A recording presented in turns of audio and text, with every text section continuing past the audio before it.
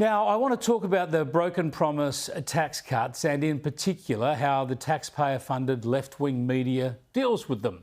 First, have a look at how the ABC's Sarah Ferguson ran the Labor lines against Peter Dutton last night, and also note how Dutton calls it out.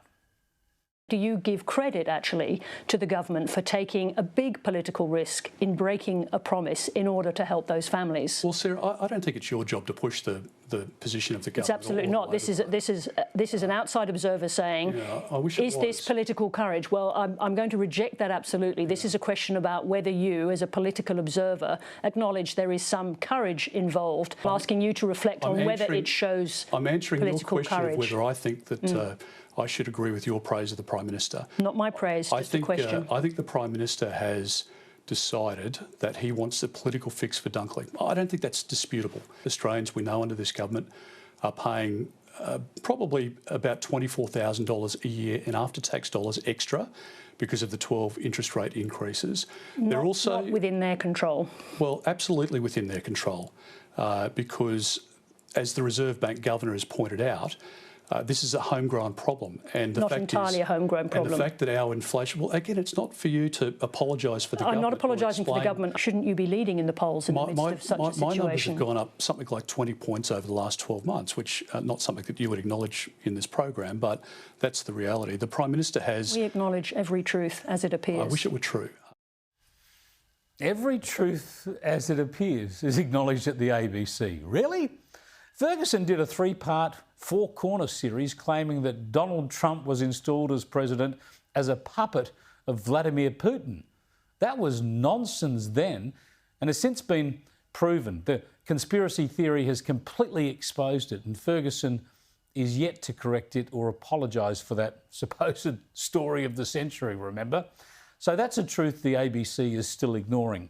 But I digress. The best thing about that exchange is how Dutton calls out the ABC bias. Good on him. We pay for these people to be objective. And of course, there's nothing wrong with probing and even provoking politicians in their interviews. But the point is, it only ever goes one way at the ABC. Compare that interview to Ferguson with the Prime Minister just the night before. Now, the opposition is going to vote your tax cuts through. Does that tell you that you got the politics right on this issue? What that tells me is that they're not fair income. But let's be clear about this. There had to be political considerations before you would make such a bold move, especially for your prime ministership. You accept that, don't you? Looking at that period of time and looking at where we are now, you accept that what you've done is also a politically astute move. Well, let's talk about what it means in relation to you, because as you say, you understood there's something going on, you understand there's a cost of living crisis, you say you're talking to people, you're getting feedback from them. So if circumstances change, are you prepared to break other promises that you make? Look, it was a very big call that we made, Sarah, but this was, of course, legislation put in place 5 years ago.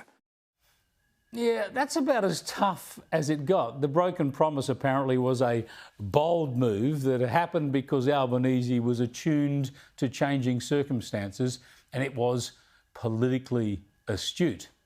Note how the PM wasn't even angrily interrupted, not even when he talked about the tax policy being 5 years old. I mean, Albanese was still promising it less than 5 weeks ago.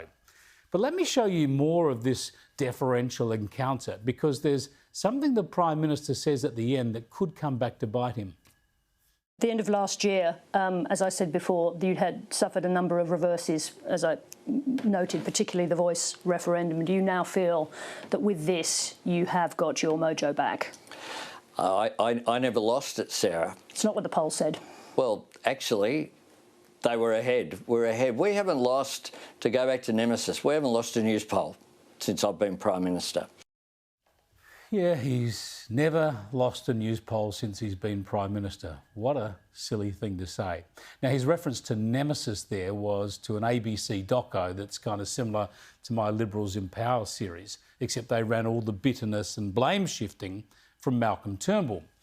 And it was Turnbull, famously, who used news poll losses as justification for knifing Tony Abbott, never dreaming that he'd end up losing more news polls than Abbott and therefore being hoist on his own petard. Well, Albo has just done a similar thing. Not quite as bad, mind you, but still. He's boasted about never being beaten in the polls since being elected. So the moment he does slip behind, the drums will start beating. His enemies will say he started to fail his own KPI.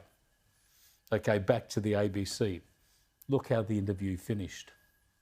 This we can certainly agree on. You didn't get much trouble in question time today, so thank you for coming. I was still waiting for a single to have question. The debate. Thank you very much. We'll see what happens. Thank you very much indeed, Prime Minister. Thanks, Sarah. How about that? Blatant as that it was, capping it all off with a bit of mutual mocking of the coalition. It truly is their ABC, isn't it?